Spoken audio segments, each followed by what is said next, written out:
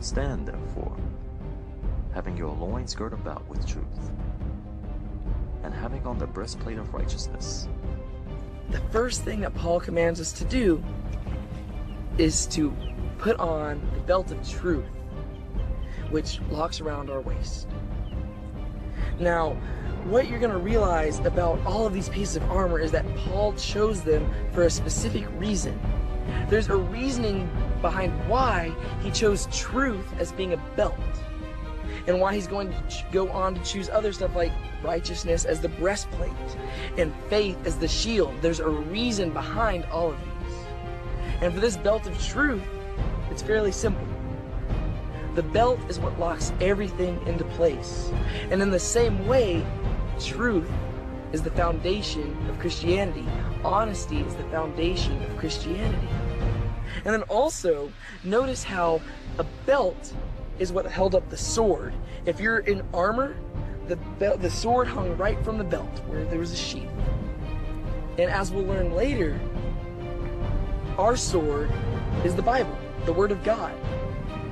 And in the same way, the foundation of the Bible is truth. The Bible is held up by truth, kind of like the sword is held up by the belt. So Paul tells us to put on this belt of truth because that is the foundation of our faith. The devil is a liar from the beginning. His whole system is a system of lies.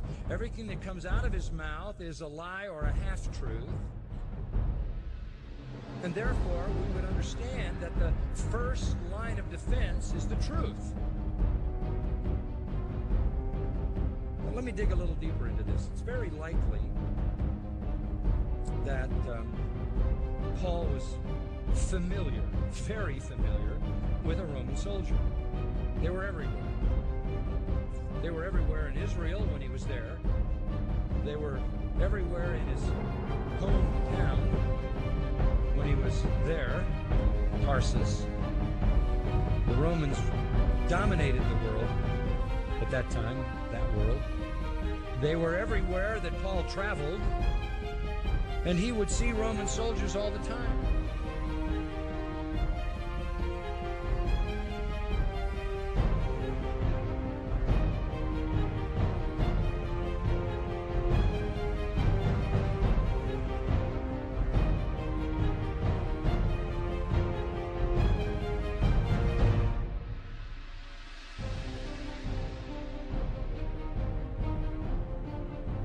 Jesus saith unto him, I am the way, the truth, and the life. No man cometh unto the Father, but by me.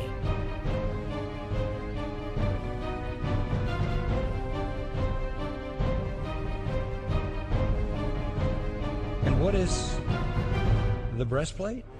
Righteousness.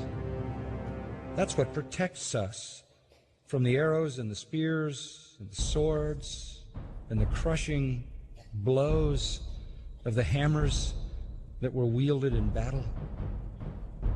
We're protected by righteousness in our vital areas. What are we talking about here? Well, what kind of righteousness are we talking about? Well, what kind of righteousness is there? There's only one kind of righteousness, because righteousness is righteousness. And the only righteousness that will protect us is true righteousness, and the only true righteousness belongs to Christ.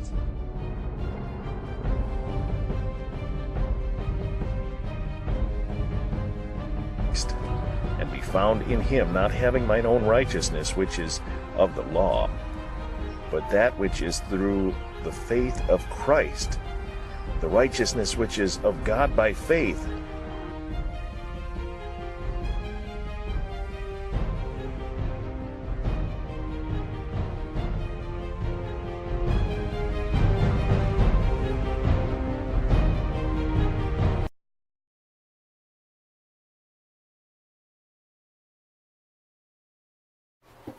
For though we live in the world, we do not wage war as the world does.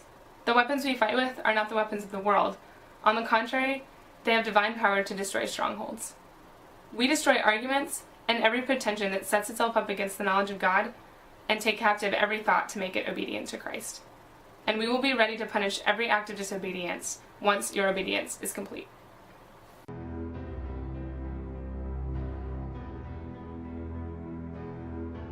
Please like and subscribe for more videos on the armor of God.